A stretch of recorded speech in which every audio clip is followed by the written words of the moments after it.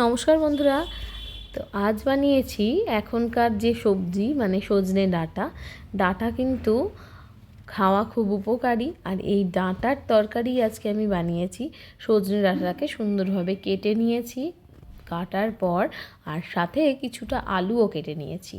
তেলের মধ্যে একটু সর্ষে আর শুকনো লঙ্কা ফোড়ন দিয়ে ডাঁটাটা কিন্তু খুব ভালো করে ভেজে নিতে হবে হলুদ আর লবণ দিয়ে।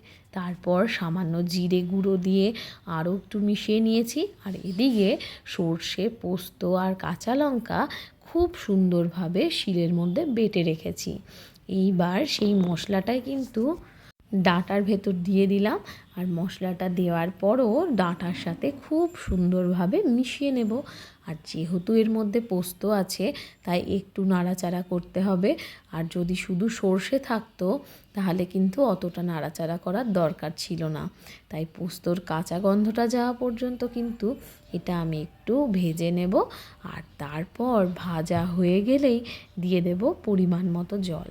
তোমরা চাইলে এটা একটু শুকনো শুকনো করেও নামাতে পারো, আবার একটু গ্রেভি মতো করেও কিন্তু নামাতে পারো। গরম গরম ভাতের সাথে অসাধারণ লাগে এই ডাঁটা আলুর ঝোল খেতে।